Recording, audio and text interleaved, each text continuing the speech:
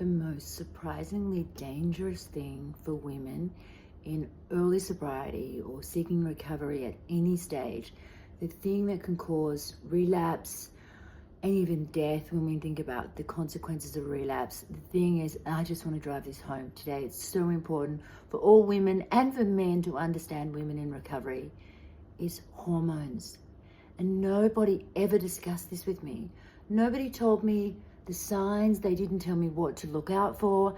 And let me share with you the impact of hormones in terms of a personal story and also the signs that you can look out for.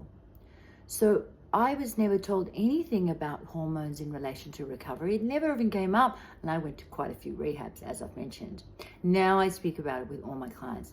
But the reality is, all my original relapses, I remember I would fall over, and a few days into the relapse, my periods would come. I'd been in PMS every single time. Every single time. A friend of mine who's a clinical psych actually has a paper out on this. I'll need to link it in the notes.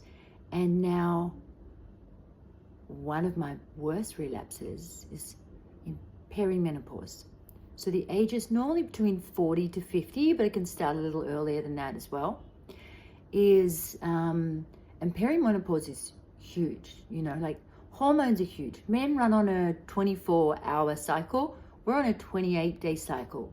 We shift and change a lot. So if you can know your cycle, it's so empowering.